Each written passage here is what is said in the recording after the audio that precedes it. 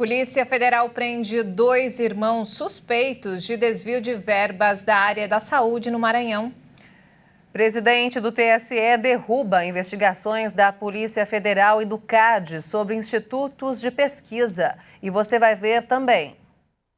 Governo federal decide prorrogar por mais 30 dias o prazo para a atualização do cadastro único. Presidente russo Vladimir Putin alerta a OTAN para o risco de uma catástrofe mundial e diz que não tem arrependimentos sobre a guerra na Ucrânia. Ativistas do clima jogam sopa de tomate em obra de Van Gogh no Reino Unido. Uma homenagem aos profissionais mais importantes do mundo para a formação do ser humano, os professores. Agora, no Jornal das 18h30.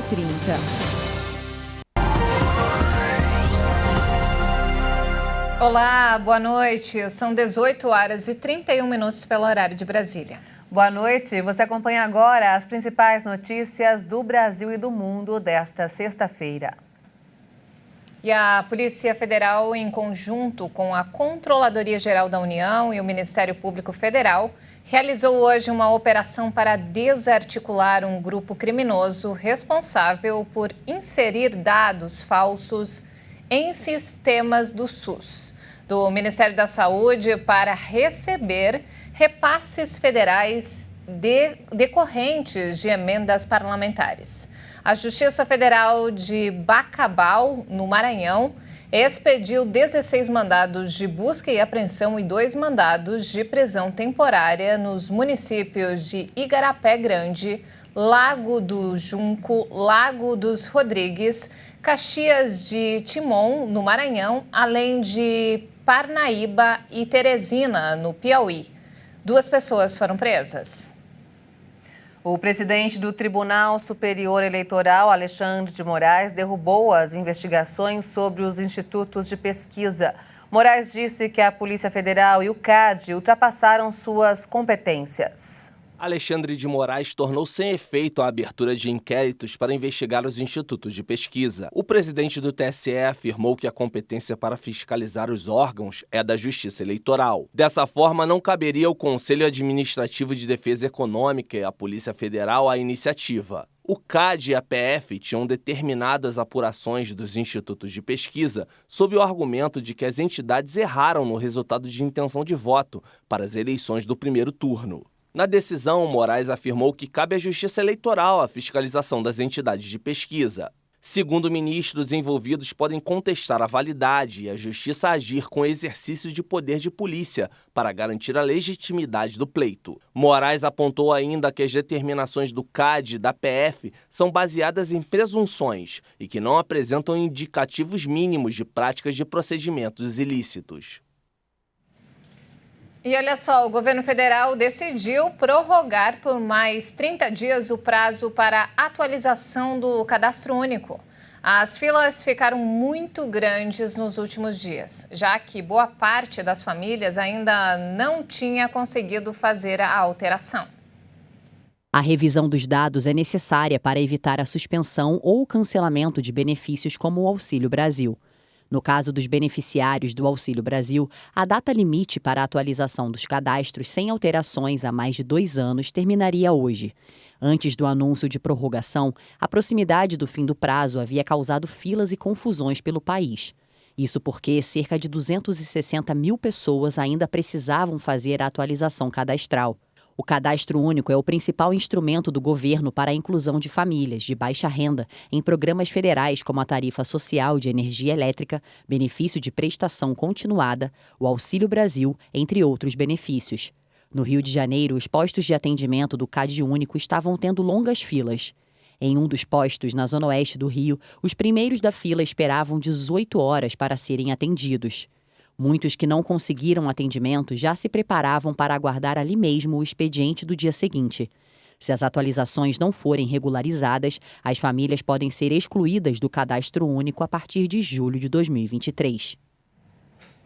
A Interpol prendeu em Abu Dhabi, nos Emirados Árabes, o empresário Tiago Brenan, acusado de agredir uma mulher em São Paulo no mês passado. O empresário e herdeiro Tiago Antônio Brenan foi denunciado mais uma vez nesta sexta-feira pelo Ministério Público de São Paulo. Agora, o MP acusa Brenan de ter cometido outros 9 crimes contra uma mulher que foi obrigada a tatuar as iniciais dele em Porto Feliz, no interior de São Paulo. Brenan já é acusado pelo Ministério de estupro, cárcere, tortura, lesão, ameaça, coação e constrangimento ilegal. O tatuador, que não teve o seu nome divulgado, também foi denunciado por crimes de tortura e lesão corporal gravíssima. Depois que imagens dele agredindo a modelo Helena Gomes dentro de uma academia em setembro em São Paulo foram reveladas, 11 novas vítimas o acusaram pelos mesmos crimes. Além das mulheres, ao menos 2 homens acusam o empresário de agressões. Os casos teriam ocorrido entre 2021 e este ano em Porto Feliz, onde o empresário tem residência em um condomínio de alto padrão. A prisão de Brenan foi realizada na capital dos Emirados Árabes. Segundo a Polícia Federal, ele deverá permanecer na cidade aguardando os trâmites relativos ao processo de extradição para o Brasil. Os 3 policiais rodoviários federais acusados de envolvimento na morte de Genivaldo Santos durante uma abordagem em 25 de maio deste ano estão presos no presídio militar de Sergipe, em Aracaju. A prisão foi realizada hoje após os policiais se apresentarem voluntariamente à Polícia Federal 5 dias depois que o Ministério Público Federal ofereceu denúncia à Justiça contra eles. A defesa dos policiais ainda não se manifestou sobre a prisão. E mudando de assunto, os preços da gasolina e do etanol caíram no começo de outubro. O Rio Grande do Sul registrou o menor valor médio para a gasolina.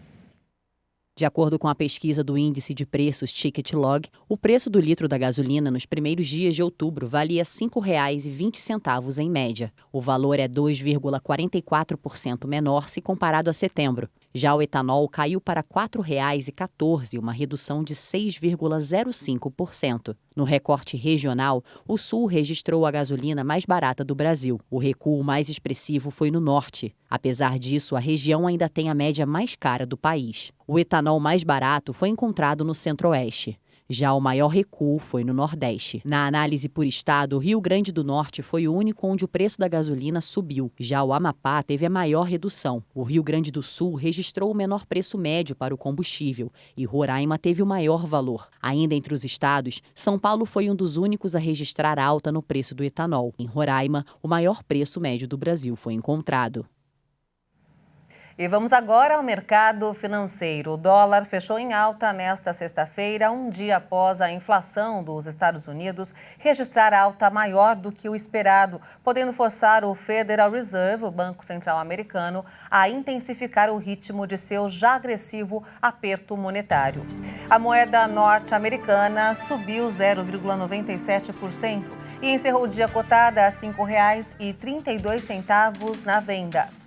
Já o Ibovespa, o principal índice da Bolsa de Valores de São Paulo, a B3, fechou em queda hoje, acompanhando aí a piora nas bolsas de Nova York.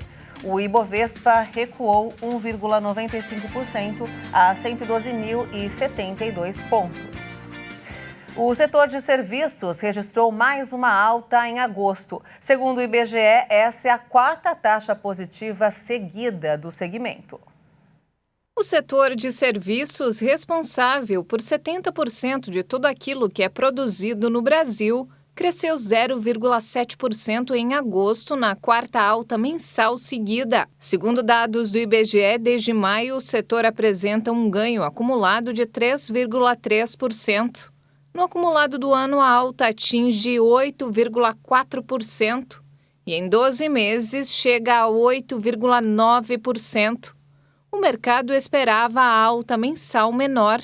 Com a sequência de altas, o segmento renova o maior nível desde 2015 e acima do patamar de fevereiro de 2020, o último mês sem as medidas restritivas para conter os efeitos da pandemia do novo coronavírus. De acordo com o IBGE, o resultado também fica 0,9% abaixo do maior patamar da série histórica, alcançado em novembro de 2014. O avanço do volume de serviços em agosto foi acompanhado por 3 das 5 atividades pesquisadas pelo IBGE, com destaque para outros serviços que se recuperaram da queda no mês anterior. E informação e comunicação. A outra expansão do mês foi dos serviços prestados às famílias, seu 6º crescimento seguido. Em sentido oposto, os transportes exerceram a única influência negativa de agosto. Já os serviços profissionais, administrativos e complementares mostraram estabilidade no mês. E veja a seguir. Ativistas do clima jogam sopa de tomate em obra de Van Gogh no Reino Unido. E ainda, uma homenagem aos profissionais mais importantes do mundo para a formação do ser humano, os professores. Os detalhes em instantes, até já.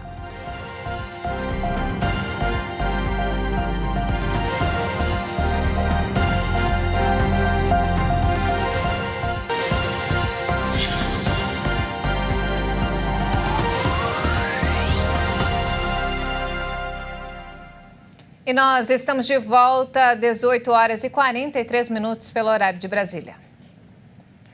A primeira-ministra do Reino Unido demitiu hoje o ministro das Finanças por causa de um desastroso pacote econômico criado pelo seu governo em um cenário de aumento da inflação. A medida, que foi criticada até pelo FMI, causou desconfiança no mercado e levou a libra ao menor patamar da história frente ao dólar. A primeira-ministra britânica Liz Truss nomeou nesta sexta-feira o novo ministro das Finanças, logo depois da demissão de Kwasi Kwarteng em meio a uma crise econômica e política. O escolhido foi o ex-ministro das Relações Exteriores e da Saúde, Jeremy Hunt, que chegou a ser candidato para substituir Boris Johnson como primeiro-ministro antes de se juntar a Rishi Sunak contra Liz Truss, que acabou eleita. Em plena crise política, o governo anunciou uma nova virada de 180 graus na gestão econômica, com o aumento do imposto corporativo para tranquilizar os mercados. Precisamos ter uma economia de alto crescimento, mas temos que reconhecer que enfrentamos problemas muito difíceis como país. E estava correta, no interesse nacional, que tomei as decisões que tomei hoje para restaurar a estabilidade econômica. Truss se declarou absolutamente determinada a implementar o plano de crescimento econômico, apesar das duras críticas, até mesmo entre as fileiras conservadoras, contra a estratégia de cortes de impostos financiados com a dívida pública. E falando sobre o conflito no leste europeu, a Ucrânia trava batalhas violentas para recuperar o território ocupado pela Rússia. Enquanto isso, Vladimir Putin alertou a Aliança Militar do Ocidente, a OTAN, para o risco de uma catástrofe mundial. O barulho das sirenes soaram ainda na madrugada.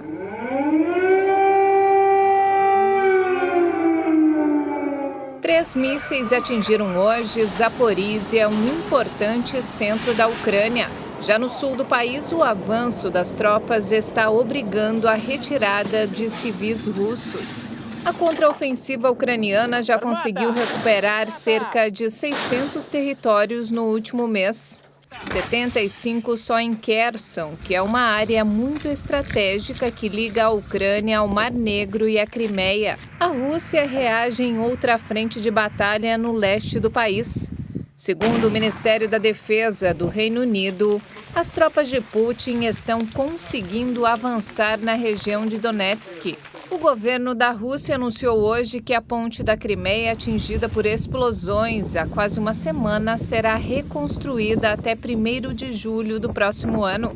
A ponte é a única ligação por terra entre o território russo e a Crimeia, península ucraniana anexada pela Rússia em 2014. Enquanto isso, no Cazaquistão, havia uma grande expectativa para o encontro entre o turco Recep Tayyip Erdogan e Vladimir Putin. Mas não se falou de paz, e sim de negócios. A Rússia propôs a construção de um gasoduto para escoar sua enorme produção de gás até a Turquia, que ficaria livre para revender o produto sem as sanções ocidentais. Ainda no Cazaquistão, Putin falou com os jornalistas e disse que não se arrepende do conflito na Ucrânia e fez uma dura ameaça. Disse que qualquer confronto direto das tropas da OTAN com a Rússia levaria a uma catástrofe global. A polícia da Carolina do Norte confirmou que um adolescente de 15 anos foi o autor de mais um tiroteio letal nos Estados Unidos. O jovem abriu fogo ontem contra uma pista de caminhada e matou 5 pessoas, incluindo um policial que estava de folga. O tiroteio aconteceu por volta das 5 da tarde no horário local, em uma área residencial da cidade. As autoridades fecharam as ruas e alertaram moradores da região para que não deixassem as suas casas, enquanto a polícia tentava encontrar o criminoso. No caso, um adolescente de 15 anos, que foi localizado mais tarde perto da Noise River Greenway, uma trilha de caminhada e ciclismo. Ao tentar fugir, o atirador ficou encurralado em uma casa da região e acabou preso pelos policiais. As autoridades ainda não determinaram o motivo do crime. O adolescente, que não teve o nome revelado, está hospitalizado em condições críticas. 3 mulheres de 52, 49 e 35 anos e um menino de 16 estão entre os mortos no tiroteio. Um policial de 29 anos, identificado como Gabriel Torres, também foi uma das vítimas fatais. Outras 2 pessoas ficaram feridas, uma delas está em estado grave. Este foi o 25º tiroteio nos Estados Unidos em 2022, segundo um levantamento feito por órgãos de imprensa locais e universidades. E o bilionário Elon Musk está sob investigação federal relacionada ao seu acordo de aquisição de 44 bilhões de dólares para a compra do Twitter. O Twitter disse que solicitou há meses que os advogados de Elon Musk apresentassem suas comunicações com as autoridades federais, mas isso não foi feito. Com isso, a rede social pediu a um juiz de Delaware que ordenasse que os advogados fornecessem os documentos. No final de setembro, os advogados de Musk forneceram um registro de privilégios, identificando documentos a serem mantidos sob sigilo. O registro fazia referência a rascunhos de um e-mail de 13 de maio para a Comissão de Valores Imobiliários dos Estados Unidos e uma apresentação de slides para a Comissão Federal de Comércio, disse o Twitter. A defesa de Musk ainda não se manifestou. O pedido judicial da empresa foi apresentado em 6 de outubro, no mesmo dia em que o juiz de Delaware suspendeu o litígio para permitir que a empresa e o bilionário fechassem um acordo de aquisição. A Comissão de Valores Imobiliários tem questionado reiteradas vezes os comentários públicos de Musk sobre a compra da rede social. E olha só, ativistas em busca do fim do uso de combustíveis fósseis jogaram sopa de tomate hoje em um quadro de Van Gogh, no Reino Unido. A obra Girassóis, de 1888, está exposta na National Gallery, em Londres. Nas imagens que circularam nas redes sociais nesta sexta-feira, 2 jovens atiraram simultaneamente sopa de tomate no quadro, que é protegido por uma estrutura de vidro. Em seguida, as meninas se ajoelharam em frente à obra e perguntaram às pessoas se o que mais importa é a proteção da pintura ou do planeta. O protesto exigiu a suspensão dos novos projetos de extração de petróleo e gás pelo governo britânico. Segundo o museu, a moldura sofreu danos menores e permanece intacta. Essa nova ação ocorre após 2 semanas de protestos do grupo na capital britânica contra a exploração de petróleo. E falando sobre esporte, faltam 37 dias para a Copa do Mundo e Leonardo Félix fala hoje no Boletim Esquenta Qatar 2022 do Mundial de 2018, realizado na Rússia. Olá pessoal, este é o Esquenta Qatar 2022, que traz informações e curiosidades da Copa do Mundo aqui na nossa programação. Hoje vamos falar do Mundial de 2018, disputado na Rússia. O maior país do mundo sediou a competição, com jogos em 11 cidades e 12 estádios. A 21ª edição do torneio foi também a 11ª realizada na Europa. Esta Copa entrou para a história por ter sido a mais cara da história até então, com um custo total de mais de 14 bilhões de dólares. Foi também a primeira edição a fazer uso do árbitro assistente de vídeo, o VAR. A grande surpresa foi a eliminação ainda na primeira fase da Alemanha, um fato inédito na competição. O país sede empolgou a torcida, mas caiu nas quartas para a Croácia nos pênaltis. Já o Brasil também se despediu na Copa nessa fase, ao perder por 2-1 para a Bélgica. A grande campeã foi a França, que bateu na final a Croácia por 4-2. É isso aí, faltam 37 dias para a Copa do Mundo Qatar 2022. Médicos, advogados, empresários e até astronautas. A carreira de todos eles começou em uma sala de aula com um professor, nossos mestres e educadores por toda a vida. É isso mesmo, e nossa reportagem foi a uma escola aqui de São Paulo para perguntar aos alunos e aos mestres sobre a importância e as dificuldades da profissão. E olha só, todos tiraram nota 10. Aluno e professor. Por aqui, essa relação vai além do aprendizado. Existe troca de conhecimento e amor. É relação de respeito, relação de carinho. A gente tem muito carinho por todos os professores. Ao mesmo tempo que a gente tem um amor profundo por eles, né? A gente adota como filhos. A gente tem essa relação de cobrança, né? De ter que estar o tempo todo puxando, investindo ali no que nós acreditamos que é o futuro. Então é uma relação muito gostosa. E toda essa tensão com o aluno começa lá na primeira infância. A gente está formando a nova sociedade. Então, a grande importância da educação, principalmente da educação infantil, é essa. No Colégio Delta, na zona norte da capital paulista, os alunos dizem reconhecer o valor do professor em todas as fases da vida. Por exemplo, eu quero ser cientista.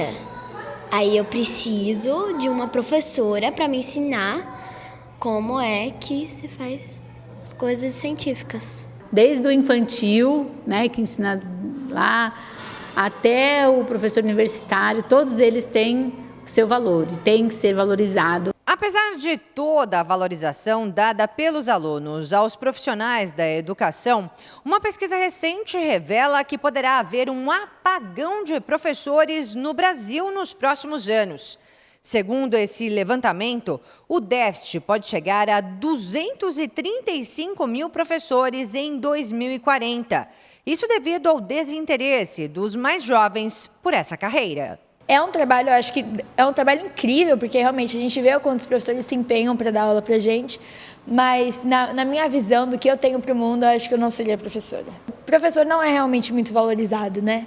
Não é visto como o que é o professor dentro de escola. Mas para mudar a estatística sobre o ofício de ensinar, nesse colégio existe um incentivo para que os alunos apostem na pedagogia. Hoje nós já trazemos numa feira de profissões, quando nós vamos falar sobre o futuro, a possibilidade também de seguir a carreira da docência.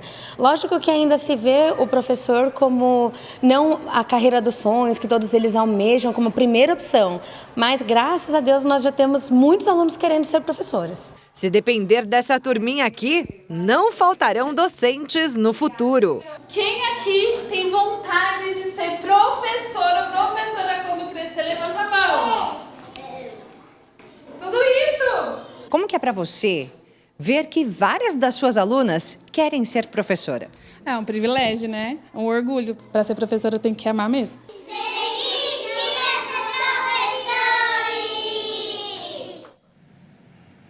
E eles merecem, né? Maravilhosos. Com certeza. Ju. E olha, uma informação de última hora, o empresário Thiago Brenan foi solto horas depois de ser preso pela Interpol nos Emirados Árabes. Mais informações você acompanha no Jornal das 22. Um excelente fim de semana para você. Ótimo fim de semana para você. Até mais.